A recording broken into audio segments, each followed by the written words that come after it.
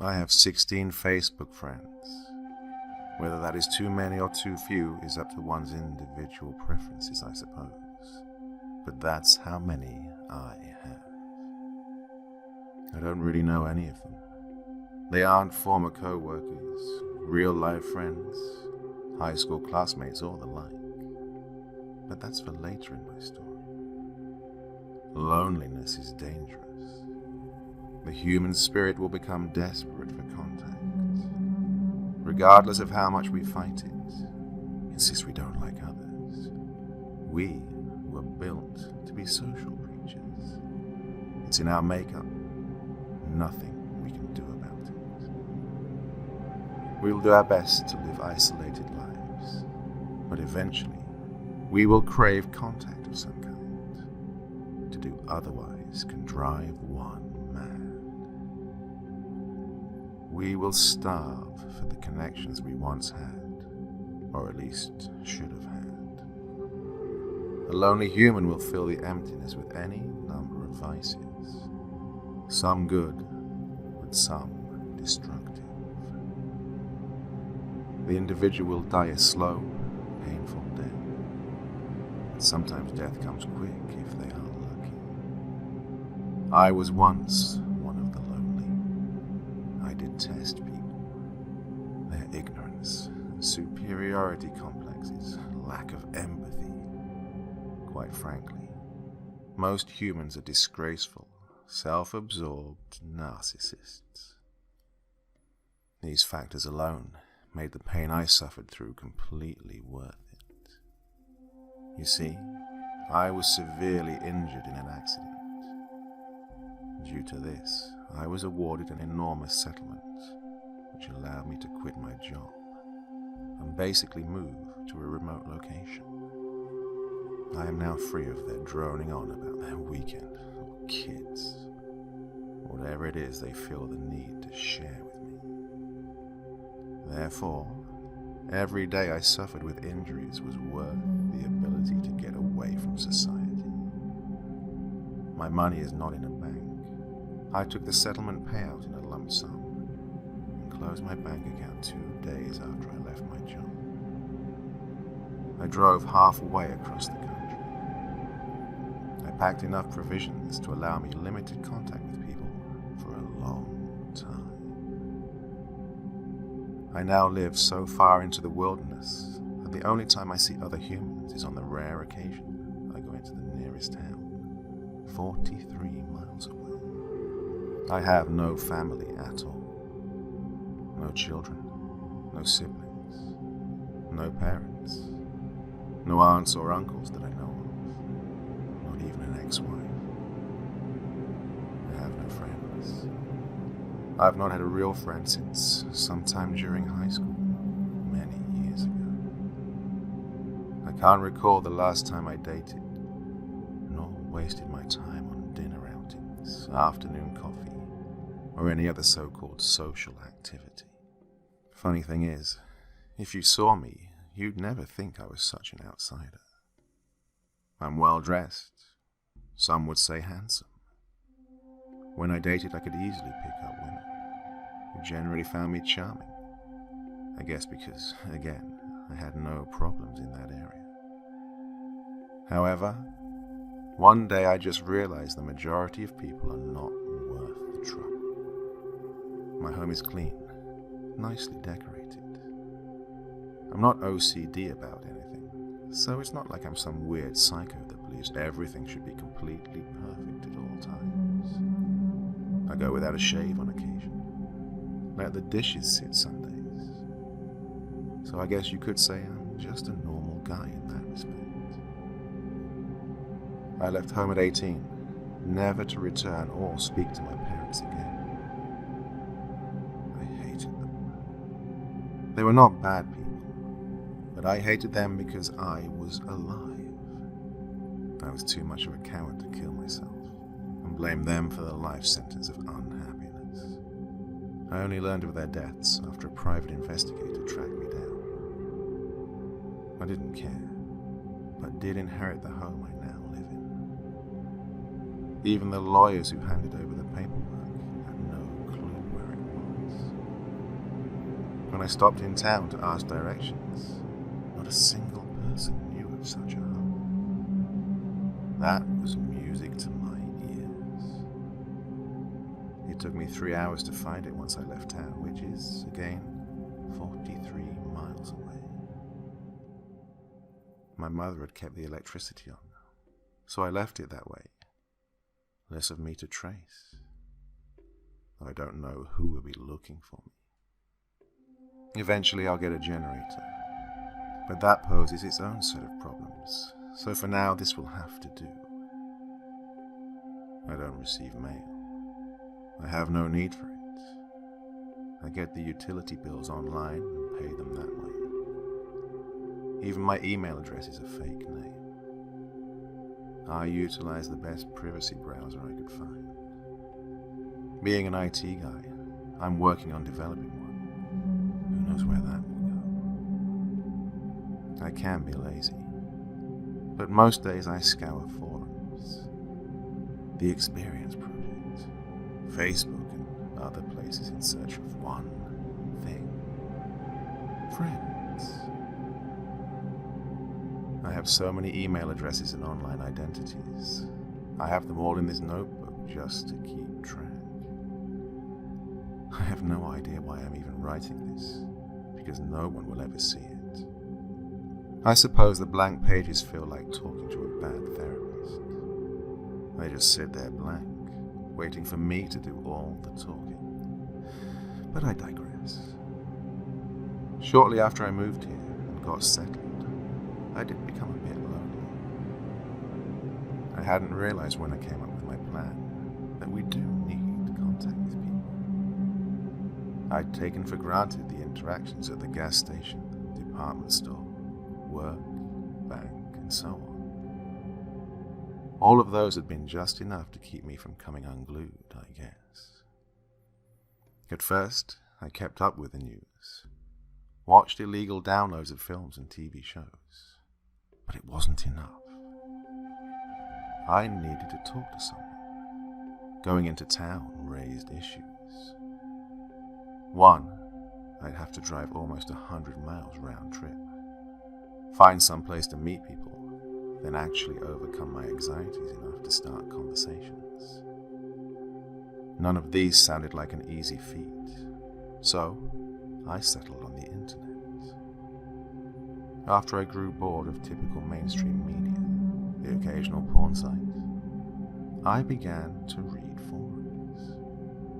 Forums for people with social anxiety, abuse victims, all types of forums for the sad and the weak, outcasts of the world. In the beginning, it was just a way to bitch, vent and moan about how terrible people are, how bad we'd been treated at some point in life. And then, something unexpected happened. Another user, Casey, wanted to be my friend outside of these sites. She wanted a phone number, email, Facebook friendship. At first I resisted. I didn't have a cell phone anyway, and I didn't have a Facebook account, but I could create that. I told her I'd do it just for her, because she really was kind, and we connected on some level. I didn't have any photos, so I searched Facebook for hours until I found a guy's page that seemed normal. Not too handsome. Average, I guess you'd say. I pulled a few photos off and made a page for myself. I called myself David Lewis. Don't ask me where I came up with that name. I have no clue. So, in that instant, Casey and Dave became friends. In a week or two, I made up a few more fake profiles, adding them to my friends list. I thank Casey for helping me come out of my shell. We started talking every day. I liked several types of pages, cat videos, jokes, movies, those types of things. My alter egos would like and comment, and I'd do the same. By this point, I was running about 6 fake accounts, which evolved into 15, but it didn't didn't take long to jump back and forth throughout the day.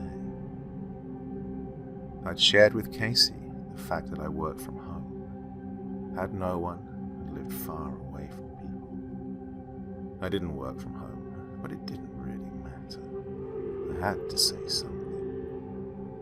Casey shared with me that she'd grown up in foster care, had no family and few friends. She had 12 friends on Facebook.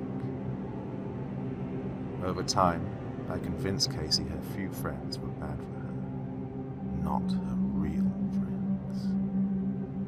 I don't even know why I did it. It had never been my plan. But once I found her weak spots, it was easy to manipulate her. She eventually dropped them all. Why would I want to create more insecurity or depression in an already fragile person? I don't know, but it's what I did. Casey had a decent job in a dental office, but she complained of dealing with people every day. Then it dawned on me, neither of us had to be alone. I could have a lover, companionship at my leisure. I told her I had plenty of money, but never did I disclose I was now independently wealthy. You never know who you can trust. I told her I was gay, so she wouldn't assume we were going to live in some happily ever after. I wanted her to feel completely safe and comfortable with me, or this would never work. She'd been so easily manipulated, I knew I could convince her and suddenly become straight because of her, and she'd believe it. She was only 22, so her trust in people was still innocent in some ways, even though she'd been through so much in life. It was work, but eventually, my perfect plan unfolded. And as expected, she walked right into it. I convinced her to sell everything. When she said her car would never make the 1,100-mile trip, I advised her to sell that too. Soon, she bought her bus tickets. She isn't a dumb girl, but she is unbelievably trusting. I reiterated that she must tell no one where she was going or why. She agreed. A few weeks later, she arrived at a bus station some 236 miles from my home. I was taking no chances. She looks nothing like her photograph, but neither do I. We actually laughed about how in some way we'd both catfished one another.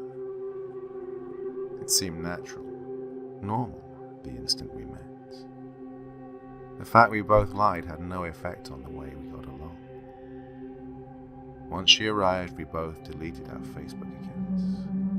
We no longer needed them. We've had some fun times, actually. You'd be surprised how much having an actual person around has helped me and my moods. But now I'm ready for my solitude again. Yet, just sending her away won't be enough. I can't allow that. I can't do it. I've got to find a way to get rid of her. To really get rid of her might make me feel better. I've always had a bit of a dark side. However, I don't see what I plan to do as dark. She's a person who will never truly be happy or find peace. I can see it in her eyes, hear it in her voice. She is destined to live an insufferable existence. I can't help with that. She won't have to languish. It'll be quick, painless. She's a good person. She shouldn't have to drown in her grief and apprehension. I see it as a public service, really, what I'm going to do. She is a terribly broken person, and I understand that feeling. No one should have to live like that. If I send her back, what am I sending her back to? She has no job, no place to live, no family, no friends. And like me, she's too gutless to kill herself. I'll be helping her. And if this works, I could do it again and again, helping people leave an empty existence that they are sick of living. I won't be cruel. I've studied painless ways to end a life. I know how I'm going to do it. No one will ever come here looking for her. There's no one to come looking, and they'd have no idea where to look. I'm in the clear on this. I think I'll do it tonight. I need to do it tonight. You see, this morning I found her under the tree where my money is buried. I can't let her find out about that. If she finds out about the cash I've got hidden, she could steal it, take off, tell someone about me. I can't have any of that. I never thought this would end in murder. I'm not sure how I pictured it ending, but not like this. However, now that I can see the pain I can ease in her, and others, I'm feeling quite positive about it. Here she comes. I'll close for now. Wish me luck. 6 months later. It is against the rules to share the details of a case, but that's the diary of one Peter Alexander McMurphy. It was found on a bed in a large, beautiful home tucked deep into the woods. Hikers had taken a new path and come across a shallow grave, where we found the remains of Mr. McMurphy. He was easily identifiable once we located paperwork inside some drawers in the home. It seems, according to the details we discovered throughout the investigation, he'd taken every precaution to disappear, but it wasn't difficult to determine who he was. The question we can't answer is who this Casey is. We found no trace of her or the cash Mr. McMurphy spoke of in the journal. We have no photographs, no traceable email. Facebook information has led nowhere. Forums are of no help to us. So here we are chasing a ghost of a woman. Perhaps a very wealthy ghost of a woman.